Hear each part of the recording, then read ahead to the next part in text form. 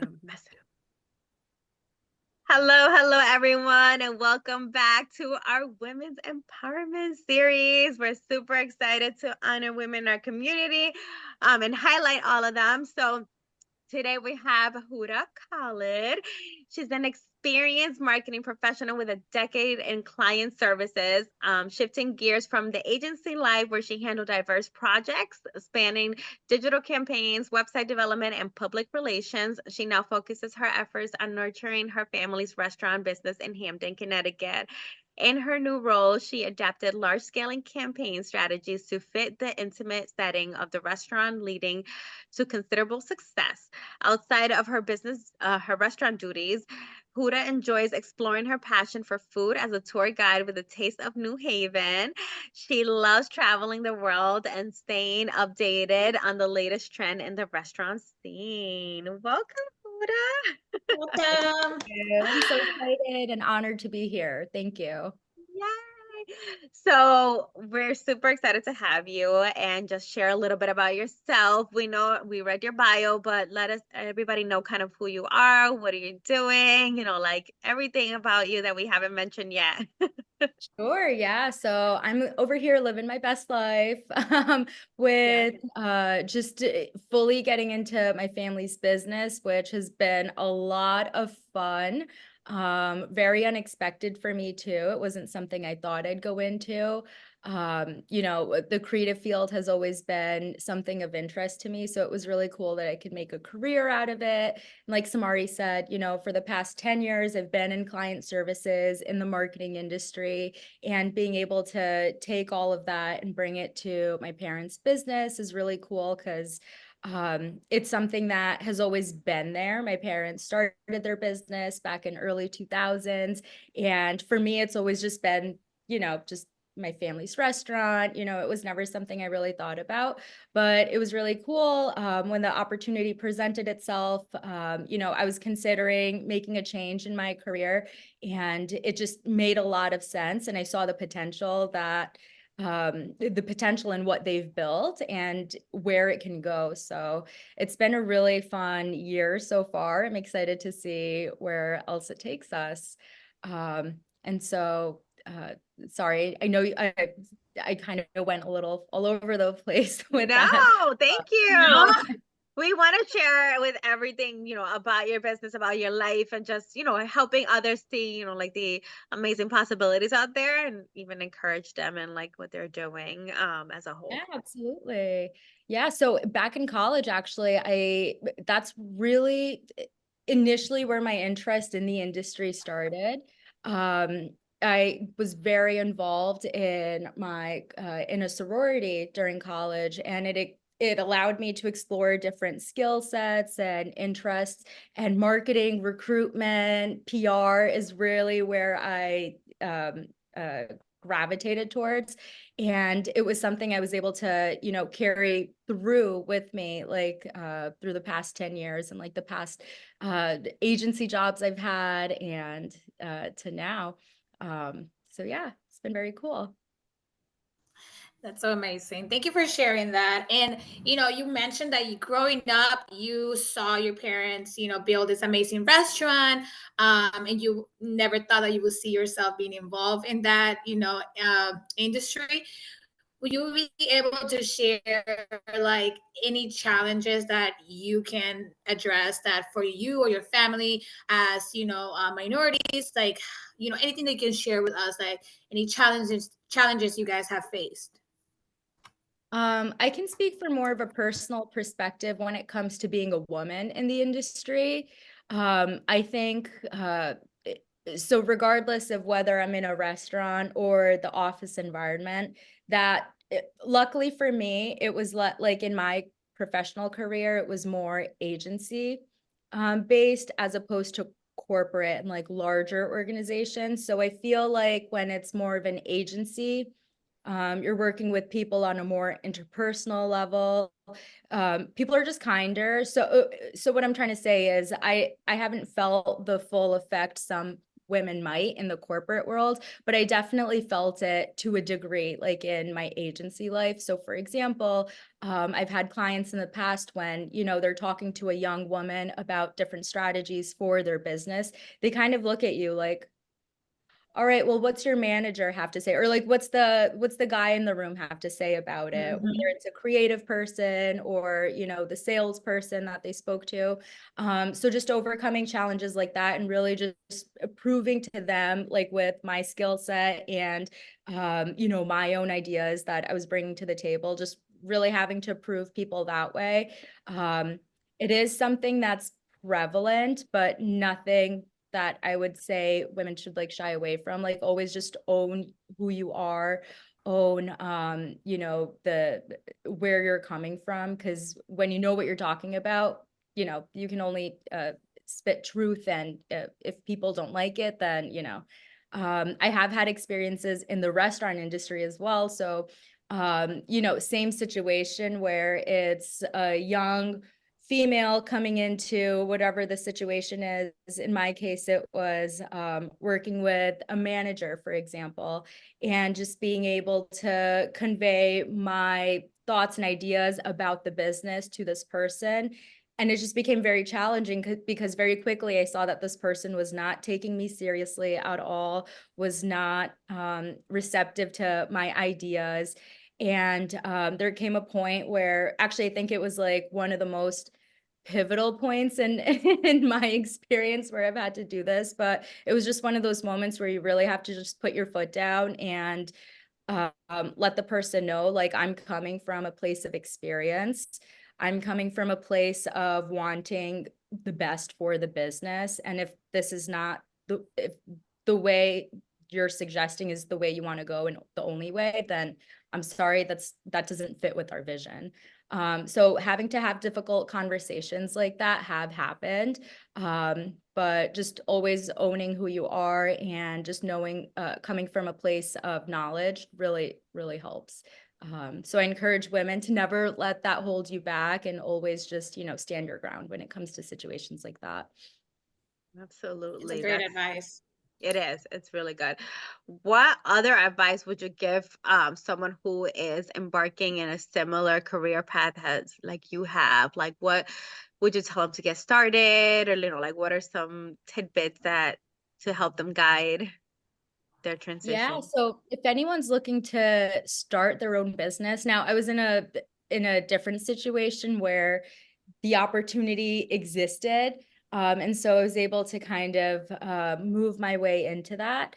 But for anyone that's trying to start something fresh or even like make a transition like I have, really think about the like, for example, if you're looking to open a business, any type of business, of course, the owner's going to be you as the owner are going to be heavily involved, you know, for the first year, first 2 years, whatever it is, but really set yourself up with a plan as far as resources go, who you're going to need to bring in so that you can work on the business. Because what happens to a lot of business owners, my dad included, and that's one of my goals and being involved with the business is really to try to get us from working on the business and working in the business to working on the business. And I feel like a lot of new business owners get caught up in the minutia of everyday of the everyday fires that come up, and you know it takes you away from the bigger picture. So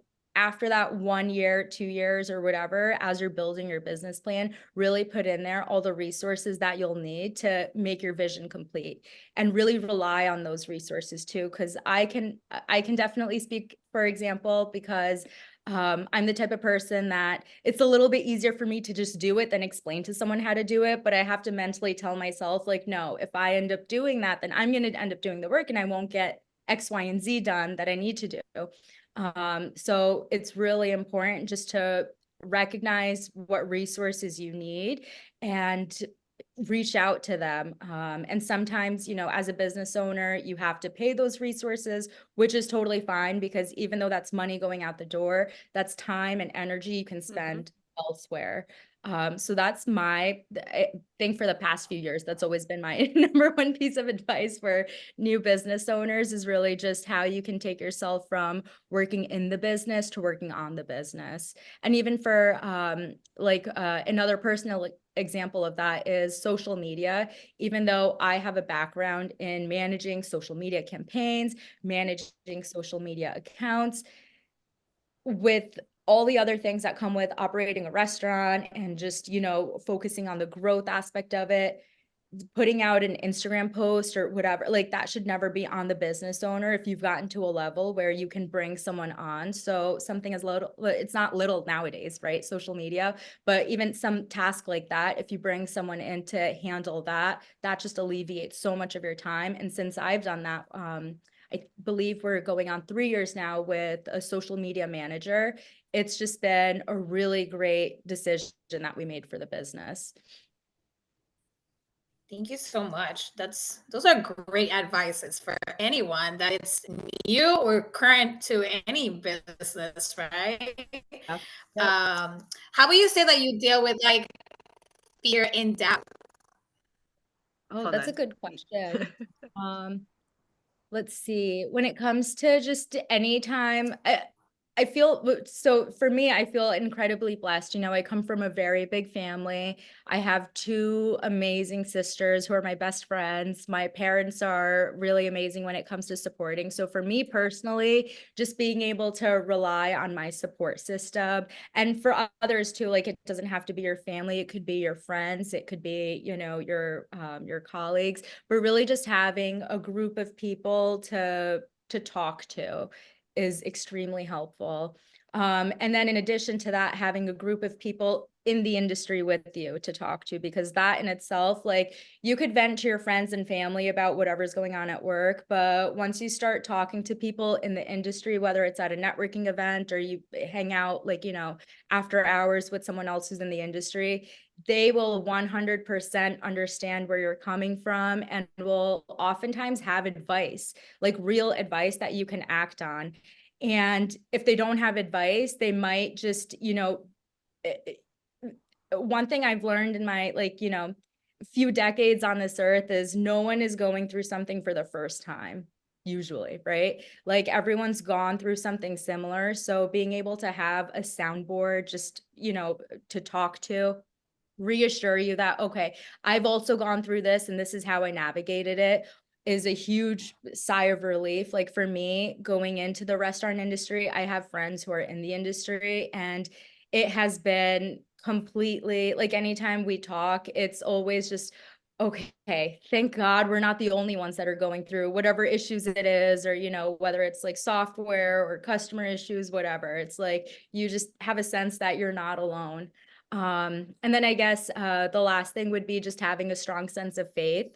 Um, for me personally, just knowing that there is a plan for me, whatever is meant for me will happen. And so if I do in the past, like if I have ever gone through hardships or anything like that, even though it's really hard in the moment to accept these things, you have to let yourself know and constantly tell yourself that something better is written for you. One door shut only means that another or two or three more doors might open up for you. So, there, if, so yeah, that's essentially what I was trying to say, is just having faith in what's meant for you will come, and not to get hung up on any like closed doors, or if anyone says no to you, it's just, it's another opportunity for you to look elsewhere. And that's so good because we do get hung up on that, right? On that negative or that like bad situation or that goal that we Yeah, did not meet. We're like, what the heck? Maybe it's not meant for us to happen, but good things come like to those that work at it too. Like not that just absolutely. like if you just digress and kind of go back, then you will never know. Exactly. Yeah. And mistakes happen. Just being able to accept mistakes. And, for new business owners too, the more mistakes you make, that's great. That's a learning opportunity for you. And it's better to, be able to make those mistakes and get better from it than to, just be in a safe space where you're not exploring your boundaries or seeing how far you can take your brand. Absolutely. So we're gonna have a few more questions that are for fun. Sure. And we'll start with the very first one. What do you like to do for fun? We know that you're a foodie. What else do you like to do? Yeah, well, I love food. So aside from like the food tour guides that I do and like going out to restaurants and like new places that have opened up, I love going to concerts. I've seen a many different artists. So it wasn't something I thought of like for a while, but then I was talking to someone recently and I was like, yeah, I've seen so and so and this and that. And I was like, okay, I guess I love seeing live music. So whether I'm traveling to a show or just seeing something local, I love seeing any sort of live music. Let's see, what else do I love to travel? I know you mentioned that in my bio, Samari, but I really do love to travel. It's for me, I think traveling is the best education someone can get, whether you're going local, like in the States, or going abroad. It will teach you so much about yourself, the people you're traveling with, the world, just the other culture you're submersing yourself with. I think everyone should try to do a yearly trip somewhere abroad just to, in the few trips that I've taken, I've learned so much about people and just humanity, and it makes the world, just that much more connected. So I love traveling. Can't emphasize that enough. And let's see, what else do I do? I love going on long drives and listening to either podcasts. I'm a huge podcast listener. I love spooky podcasts. Shout out to Let's Not Me and Odd Trails. They're both like paranormal, spooky podcasts. And then audiobooks. I'm a huge audiobook nerd. So whether I'm doing my makeup or driving in the car, taking a long car ride, I love listening to different audiobooks. The three of us are like that. We love podcasts and we love audiobooks. It's just easier to just get knowledge. It is. I think that's a common thing amongst business owners then, right? Because we're so busy, we just have to like listen to the content. It's like, who has time to always read down like an actual book? Right. I love a good book, but I'm like, listen, I'm gonna have to go do this. I know. And you know what's fun? When it's an audiobook, you finish it way faster than your friends who are reading it will. So I'm in a book club, and I was like, I was talking to my sister who's also in the club, and I was like, yeah, like, did you get to that part? And she's like, no, I'm still on like page 20. And I was like, oh my God, I'm almost done with it. Like, I know the full story. I'm almost about to be on the second book now. That's so funny. That's great. We love a good podcast and a good book. Yeah, definitely. So what is your favorite, speaking of books, what's your favorite personal development book? Oh, that's a good question. To be honest, I don't have a favorite that I could pick right now. I haven't read too many to be very honest with you guys. There is one that I'm reading right now, which is really fun. Actually, so I was reading the physical book and then I saw they have the audiobooks, now I'm gonna switch to the audio. But it's The Subtle Art of Not Giving an F. Yes. And so I think a lot of people have read this one, but for me personally, just the half the book that I've read so far, it's really I've been able to take away from it, because there are times where I'm like the classic example they use in the book, where it's like you get so caught up in your own thoughts and you start to psych yourself out. You create all this drama for no reason. And, it really just explains, like, think about the things that really matter in your life.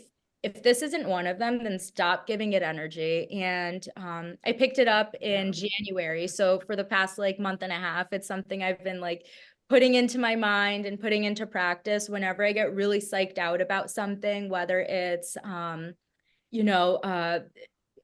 personal related things or just silly things that we encounter on a day-to-day. I'm like, okay, if it's not having to do with my family, my business, or like my personal health, then it'll take care of itself, or like stop worrying about it, it'll figure itself out. And just kind of thinking that way and getting into that type of a mindset has definitely helped me just to to To be keep able to to. keep calm and carry on. Yep. True. Another Makes one I sense. would recommend is Get the Loot. This Ooh. one I can't Look remember it up. who the author is, but as far as anyone like starting a new business, it really does highlight all the different avenues you can use to get capital for your business. So that's really, Ooh, I just download like Googled it.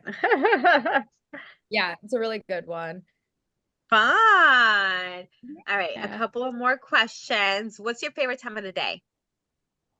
My favorite time of the day. Okay, so this is gonna sound crazy. My favorite time of day is I'm still trying to achieve getting into that time of day because I know it's gonna be my favorite. But the hours between 6 a.m. to 9 a.m. because and I'm someone who's a night owl, so that's why I say that's like my goal because I end up, my goal every night is I'm gonna go to bed early today and then have that magical time in the morning to myself where, you just bang out some emails, you have your morning coffee, you have that moment of like, you don't have to worry about anything. And then as soon as 9 o'clock hits, it's like, everyone's calling you and stuff just gets crazy. So my ideal time of day is 6 a.m. to 9 p.m. just for those reasons. But I have to work to get to that because it's I very agree. hard to, yeah, Mornings there's are not the funnest. I'm also a night owl. Like I'm super productive at night, but I'm learning the last yeah, 2 months have been a focus on 5 a.m. wake up time every single day. And that has been insanely hard, but 2 months straight, I'm like, yeah. yeah. That's awesome. I'm proud of you. Give me a phone call when you wake up too. I, You can be my I wake up call.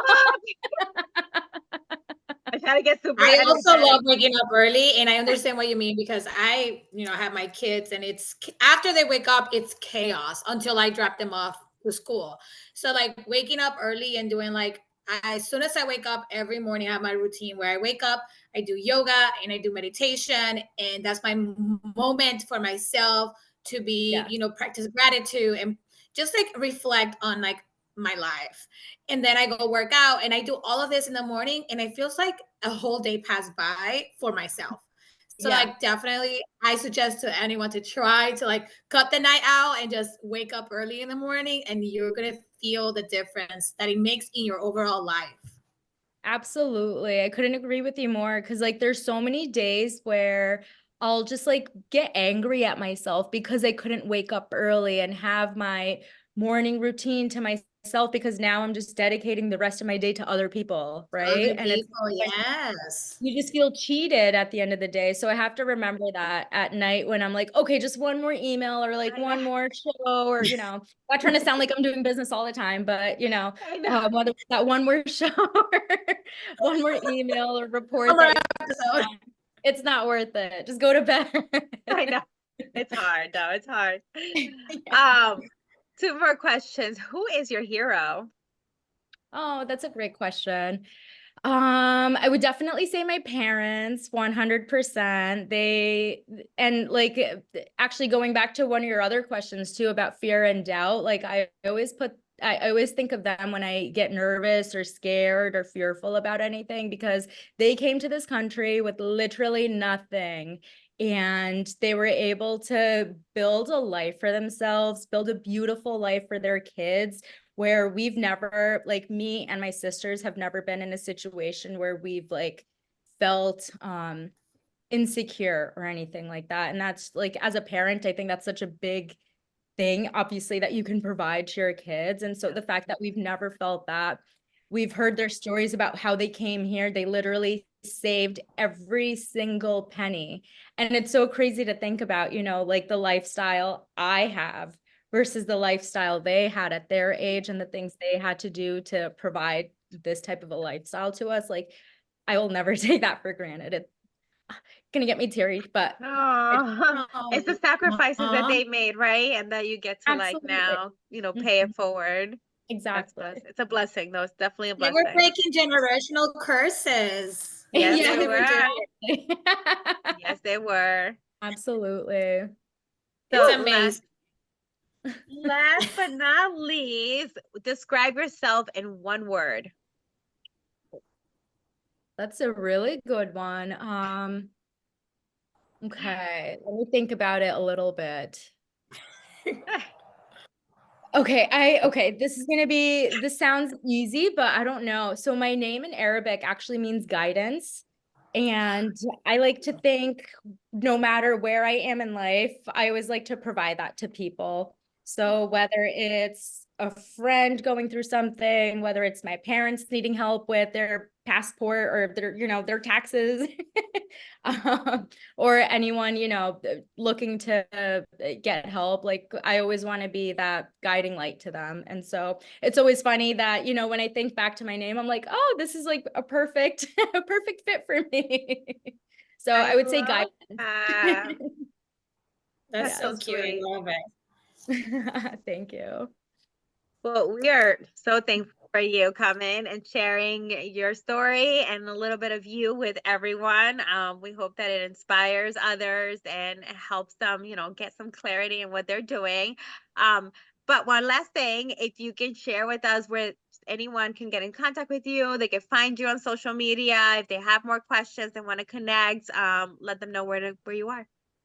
Yeah, absolutely. So definitely connect with me on Instagram. I'm at my the handle's kind of hard, but it's Huda 8_K. And if you want to follow the business, you can find us at Alibaba's Kitchen.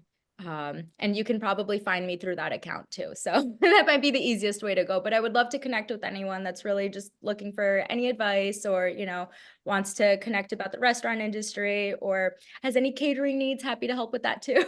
Yes, and if you're The food is local in amazing, so go Connecticut, check it yep, out. that's what we're gonna say. Go make sure to go check them out. They have amazing food. It's so good. Yes, it's definitely Thank good. you.